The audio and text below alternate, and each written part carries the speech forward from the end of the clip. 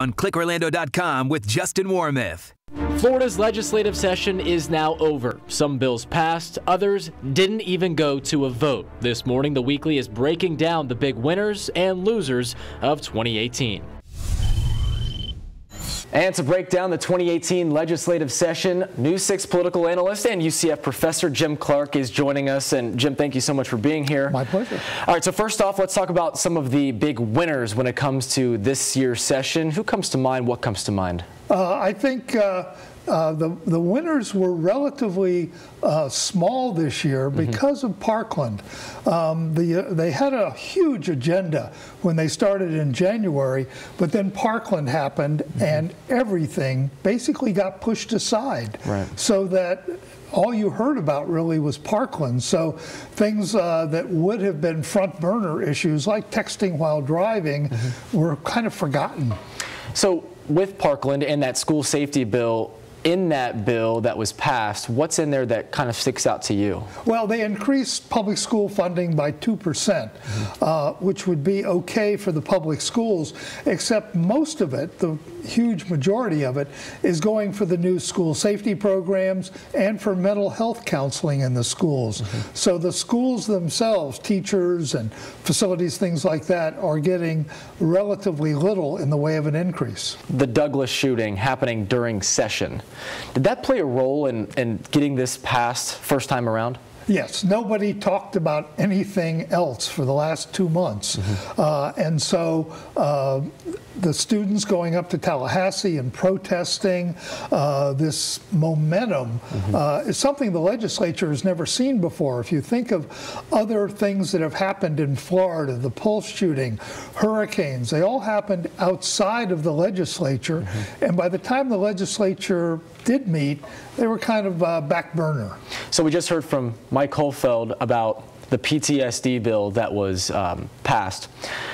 Essentially, giving first responders the appropriate money as they continue to go through PTSD treatment. That was a big win for everyone that was an advocate for that. That was a long process, and they passed it. And so your thoughts on that bill? Well, I think it's great that they finally got it through, and I know what a long process this was. It's also one of the few bills, and we're talking 2 or 3 pieces of legislation that are really going to help Central Florida. Included in this appropriation is $500,000 to set up a clinic for this at UCF, and it will go for first responders and for veterans. So you're going to see real results right here in Orlando. Now, UCF also was part of this. There were several things that UCF either didn't get through that they would like to see maybe get through, license plates, i.e. Yes. The UCF National Championship license plates, that didn't go through. No, it didn't. It seemed like a slam dunk at the beginning, but remember, the legislature is largely controlled by Florida, University of Miami, and Florida State graduates who didn't want to share the glory. They changed it from national champions to undefeated champions, but in the end it died, along with the bill to give the Orlando soccer team a license plate. So it was not a good session for license plates. No, it wasn't. But Dale Whitaker was named as the new president of UCF. First off, your thoughts on that hire, and second off, there were some things that went through that assists him as he begins his presidency. Yeah, he had been the provost for the past 3 years, an engineer who came from Purdue and had jumped right in and was kind of the favorite from the beginning. I think people would have been shocked if he had not gotten it, but he did okay in this legislature. First of all, one of his huge initiatives got a boost. Money from the legislature to hire top-notch professors and teachers out there. So he's going to be able to do this. He's already hired several hundred new professors with reputations, so he's going to be able to benefit. At the same time, they increased funding for 2 of the scholarship programs, Bright Futures and Medallions. So that's going to help students. It's going to encourage enrollment. So UCF comes out of this pretty well. All right, let's talk about daylight saving. We just got into that. We just did the spring forward thing, and everyone's a little tired. But, yes, this passed through the legislation, but it's going to, what do you think is going to happen? Because there's a little bit more that needs to go into this. Absolutely nothing is going to happen.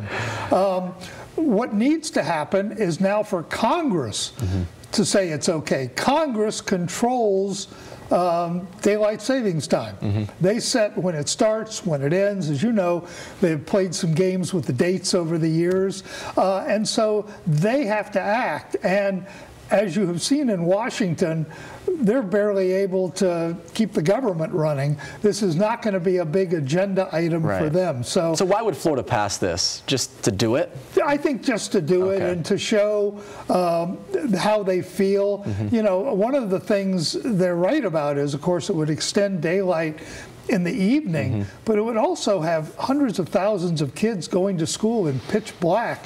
And we tried this in the 1970s, and it was a disaster. All right, so let's talk about driving change.